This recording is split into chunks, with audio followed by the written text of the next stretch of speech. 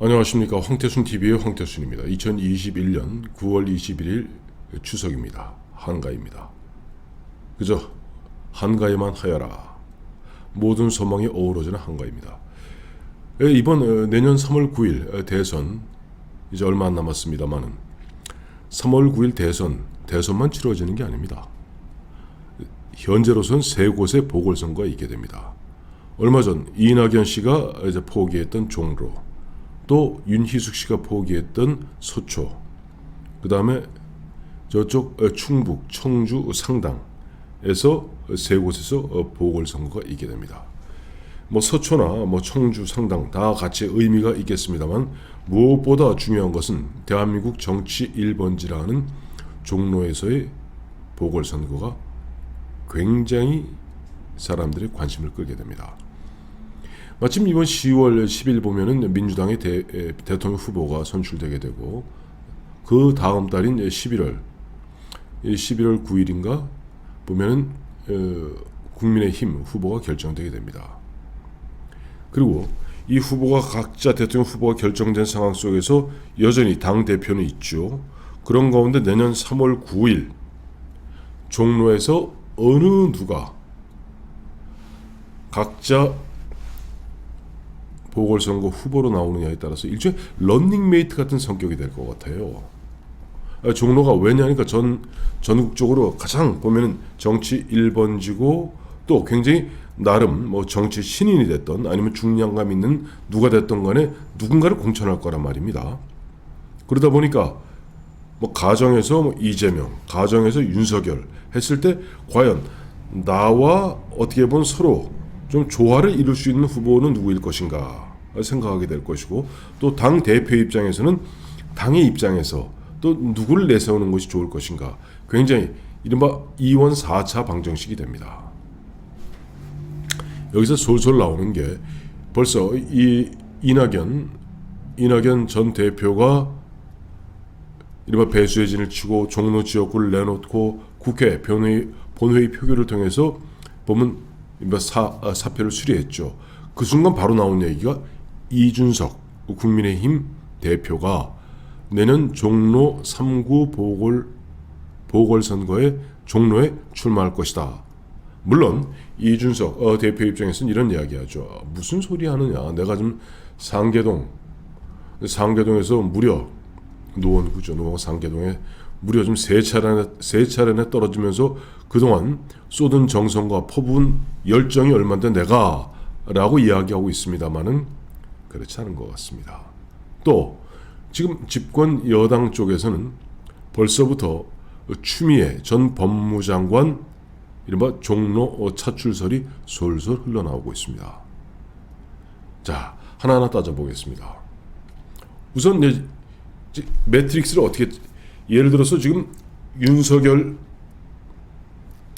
후보가 대통령 후보가 되었을 때 이준석, 홍준표 대통령 후보가 되었을 때 이준석, 사실 뭐 유승민이나 최재형 조금 뭐랄까 당선권에서 조금 거리가 있다 보니까 일단 홍준표, 윤석열 두 사람으로 압축해서 말씀드리겠습니다.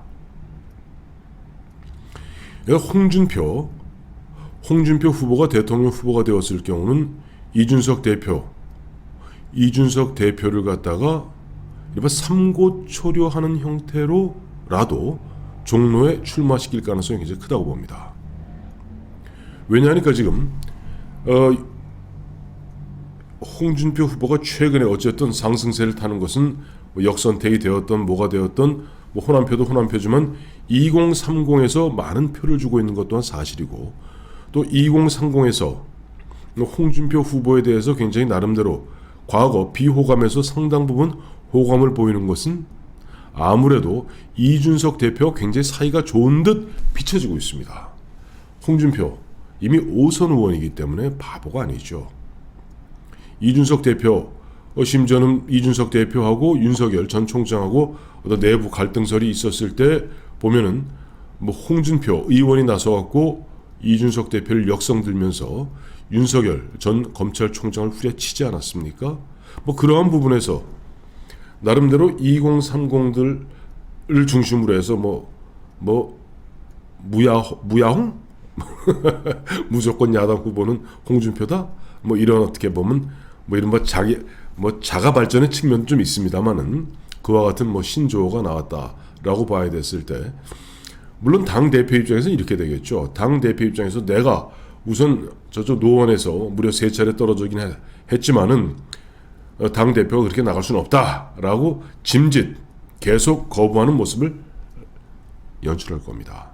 하지만은 홍준표 대통령 후보가 되었다면 홍준표 후보 입장에서는 어쨌든 2030을 상징하고 있는 이준석 뭐 그런 데는 뭐 겨냥하지 마시고 나도 국회에 보니까 나도 송파에서 전 빠치 달았고 그 다음에 저쪽 동대문에서도 달았고 또 여기서 안 되면 저쪽 경남지사도 했다가 또 내가 밀양 나가려고 그랬다가 결국 뭐 내가 대구 수성을까지 가지 않았느냐. 그러니까 무슨 뭐 저 국회의원이라는 것은 다만 뽑기 위해서 지역구를 선정하고 뿐이지 그야말로 국민을 대표하는 것이니까 노원이나 뭐 종로나 갔다 오히려 당신하고 나하고 손잡고 함께 뛰면 그림이 좋을 것이다.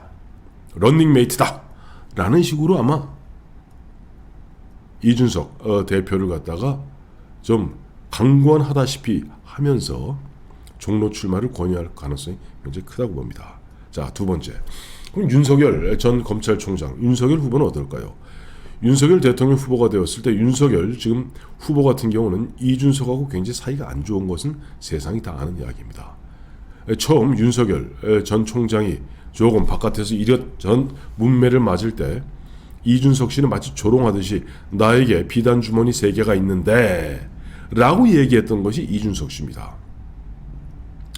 자, 그러면 윤석열 총장 입장에서 이준석을 갖다가 손잡고 런닝메이트식으로 종로에 출마를 갖다가 강권하는 게 좋을까요? 아니면 다른 대안을 찾는 게 좋을까요? 윤석열 총장 입장에서도 아마 많은 고민이 있을 겁니다. 아무래도 지금 당장 홍준표 후보에 비해서 2030에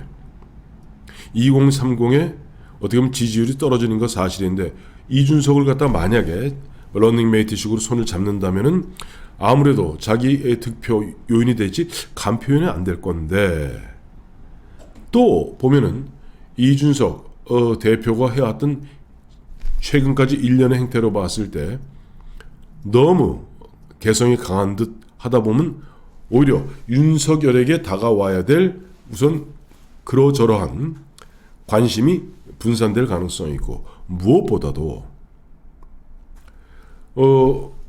당 대표가 나가게 되면은 물론 선대위원장은 뭐 다른 사람 모시겠죠. 그것이 뭐 김종인 씨가 될지 아니면 김병준 씨가 될지 모르겠습니다만은 김병준 씨나 김종인 씨 같은 뭐 두 사람 중에 한 사람이 선대위원장 맡으면 그래도 나름 안정감은 있을 겁니다.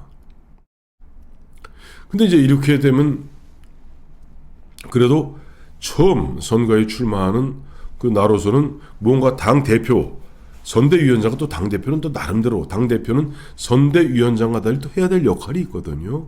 그런 부분에서 좀 뜨뜻미지근한 뭐 그런 측면이 있기 때문에 많은 고민에 빠질 겁니다. 근데 큰 흐름으로 봤을 때 지금 이준석 씨 내가 노원에서 그동안 3차례 떨어져 가면서 그동안 그 많은 공을 들였는데 라고 이야기하지만 사실 대통령 후보가 윤석열이 될지 홍준표가 될지 이 대표님 이번에 나랑 런닝메이트로 종로에서 함께 뛰어주십시오 라고 요청해 주기를 갖다가 불감청 고소원하고 있는 것이 이준석 대표의 마음일 겁니다. 자, 그러면 여당은 어떨까요? 뭐 지금 이 사람 저 사람 거론됩니다만 전 추미애가 최근에 보니까 그 대장동 사건 갖고 이낙연을 거의 조지더라고요. 그러면서 이재명 아예 대놓고 이재명 후보를 갖다 대놓고 역성을 듭니다. 왜냐하니까 이거 내년 6월 달에 있는 지방선거와 달리 3구 대선의 지구당 공천은 결국 대통령 후보와 현재 당 대표가 합의하여 내게 되어 있거든요. 즉 현재 당 대표 송영길의 입김이 상당히 큽니다. 이재명과 지금 요즘 송영길이 굉장히 사이가 좋습니다. 송영길은 너 이재명 도우려고 아예 발벗고 나서는 것 아니냐 하는 욕을 들어가면서까지 이재명을 돕고 있습니다. 물론 이번 추석 연휴 끝나고 호남 지역에서 어떤 선택을 할지, 과연 이재명의 손을 들어줄지 아니면 이낙연으로 하여금 최소한 호남에서만은 1등하게 해서 결선 투표로 가게 될지는 두고 봐야 되겠죠. 근데 추미애는 대놓고 이낙연을 갖다가 씹어가면서 조져가면서 이재명을 돕고 있습니다. 일종의 정치적 승부수를 건 거죠. 이재명이 대통령 후보 되면 아마 추미애는 알게 모르게 이번에 종로 보궐선거를 갖다가 거의 조금 흔한 이야기로 뭐 땡깡 부리듯 땡깡을 부릴 겁니다. 왜? 사실 추미애 씨 같은 경우는 이미 서울에서만 5선했습니다. 광진구에서. 그러니까 15대, 16대, 11대 한번 건너뛰고 18, 19, 20 아니고 16, 15대 했고 16 했고 17 떨어졌고 18, 19, 20 맞네. 5선 했습니다. 지역구만 5선 했습니다. 서울에서. 근데 21대 6선 충분히 가능했습니다. 이번에 말 추미애 씨가 법무부 장관 가지 않고 그냥 출마했으면 6선 의원이 되었을 거고 아마 박병석 의원과 함께 둘이 공이 6선이기 때문에 전반기 후반기 국회의장을 나눠 했을 겁니다. 그런 추미애 씨 입장에서는 문재인 대통령의 강권에 못 이겨서 불출마 선언하고 법무부 장관으로 가게 됐는데 이제 예를 들어서 이재명이 대통령 후보가 되었다? 뭔가 좀 자기한테도 뭐 남는 게 있어야 될 거 아닙니까? 그러니 아마 아마 땡깡을 부릴 겁니다. 그렇게 돼서 내년 3구 보궐선거에서 종로에 나가서 런닝메이트로, 거기도 대통령 후보가 런닝메이트입니다. 6선 의원이 된다면 내년 2022년 하반기 국회의장은 전반기 2년, 후반기 2년 따로따로 뽑습니다. 박병석 6선, 지금 국회의원 297명 중에 3명이 좀 빠지가 날아갔으니까 최고참이 박병석 국회의장 6선 딱 하나입니다. 나머지 다 5선, 그 밑입니다. 그러니 추미애가 만약에 보궐선거에서 당선되게 되면 6선, 그러니까 국회의장은 떼어놓은 당상이죠. 거기다 뭐 의석도 자기들이 월등하게 사실상 180석이니까. 그러니 추미애 입장에서는 좀 만나는 무릅쓰고라도 그걸 하지 않겠습니까? 그러니 추미애 입장에서는 자, 이번에 제발 이낙연만 떨어지고 이재명만 달아. 왜? 만약에 이낙연이 대통령 후보가 되면은 추미애의 종로 보궐선거는 물 건너간다고 봐야 되겠죠. 이낙연이 대통령 후보 되는 순간 그동안 그렇게 집요하게 이재명 역성 들면서 사사건건 이낙연의 발목을 잡았던 추미애한테 뭐 예쁘다고. 종로 지역 보궐선거. 그렇다고 뭐 나이나 어린가요? 1958년생이니까 내년이면 64. 만으로 64. 우리나라 나이로 65입니다. 차라리 오히려 보면 이낙연 씨가 대통령 후보 되면 이낙연 씨도 나이가 많습니다. 70이 넘었습니다. 그 이낙연 씨 입장에서는 자기의 그런 어떤 약점이라는 고령이라는 것을 갖다가 좀 보완하기 위해서 젊은 친구로, 젊은 신진 기회로 종로에 출마시킬 가능성이 있다 봐야 되겠죠. 그걸 또 당에다 요구하겠죠. 당에 송영길 대표라 한들 맞듣지 않겠으나 대통령 후보가 요구하는 것을 받아들이지 않을 수가 없을 겁니다. 어쨌든 대통령 선거도 재밌지만은 내년 3구 종로 보궐선거 실제 가정하여 이재명 대통령 후보의 추미애 종로구 보궐선거 후보자, 이쪽에 윤석열 대통령 후보, 홍준표 대통령 후보, 여기에 이준석 당대표가 종로에 보궐선거 출마. 이건 대통령 선거보다 오히려 종로구 보궐선거가 더 재미있을 가능성도 있겠군요. 정치라는 것은 이렇게 상상해 보는 겁니다. 근데 희한하게 이와 같은 발칙한 상상들, 이와 같은 상상들이 결국 현실화되는 게 또 정치더라고요.